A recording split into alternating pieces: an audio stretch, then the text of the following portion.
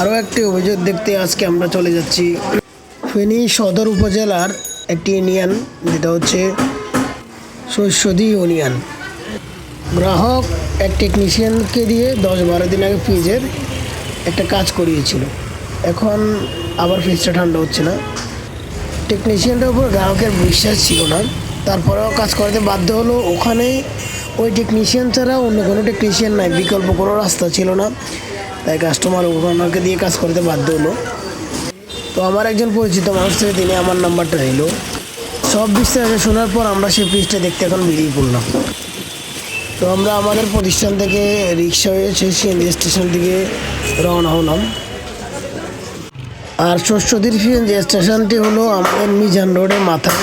ঠিক একটা ভাস্কর্য আছে, বা ওখানে আল্লাহ লেখার একটা ভাস্কর্য দেওয়া আছে, ঠিক তার অপোজিটে এখানে শস্যদী সিএনজি স্টেশন। এখানে সিএনজি থেকে উঠতে হবে আমাদেরকে।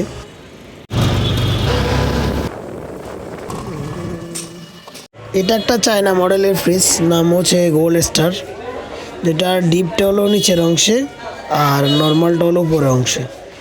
এটা হচ্ছে নর্মাল, আর এটা হচ্ছে ফ্রিজের ডিপের অংশ, ডয়েস সিস্টেমের। তো ডিপে হালকা হালকা ঠান্ডা আছে দেখা যাচ্ছে, মাছ মাংসগুলো নরম হয়নি, তেমন একটা ঠান্ডা আছে বোঝা যাচ্ছে। এখানে ফ্রিজটাতে নতুন একটা কন্ডেন্সার ব্যবহার করা হয়েছে, হয়তো আগেরটা খারাপ ছিল।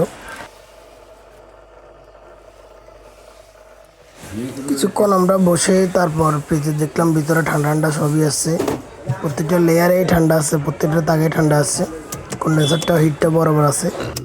কাস্টমাররা হয়তো কোথাও বোঝার ভুল ছিল, যার কারণে কাস্টমার ভুল কমপ্লেন করছে। সব ঠিক থাকার পর কাস্টমারকে আমরা সুন্দর সব কিছু আমি আবার বুঝিয়ে দিলাম। আশা করি সব ঠিক থাকবে, কোনো সমস্যা হবে না। এরপর কাস্টমার থেকে আমাদের সার্ভিস চার্জটা নিয়ে আমরা ওখান থেকে চলে আসলাম।